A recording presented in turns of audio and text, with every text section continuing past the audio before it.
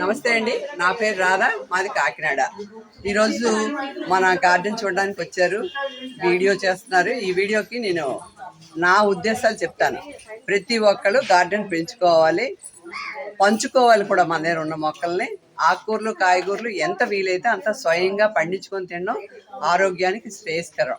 ఇది గార్డెన్ నేను 20 years నుండి స్టార్ట్ చేశానండి. ఇది నాకు హాబీ. ఇది ఏంటంటే అన్ని రకాల పువ్వుల మొక్కలు ఉన్నాయి, కాయగూరలు ఉన్నాయి, ఆకుకూరలు ఉన్నాయి. A to Z లేని మొక్క అంటూ మన దగ్గర ఉండదు. ఆల్ ఫ్రూట్స్, పపాయ, అరటి, మొత్తం జామ అన్నీ కాస్తాయండి. అన్ని ఫ్రూట్స్ వెరైటీస్, అన్ని కాయలు, ఆకుకూరలు, పళ్ళు అన్నీ పండించుకుంటాను ఆల్మోస్ట్. ఇది మీరందరూ కూడా అవలంబించి అందరూ ఆరోగ్యాన్ని బాగు చేసుకుంటే మంచిదని నేను అనుకుంటున్నాను.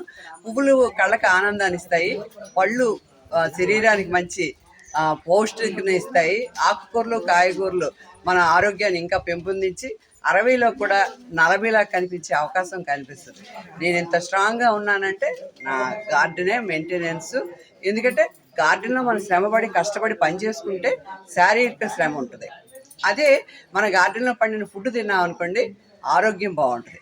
అది ఇది రెండు కలిసి వచ్చేటప్పుడు ఈ పని చేయడం కష్టం కాదు కదా.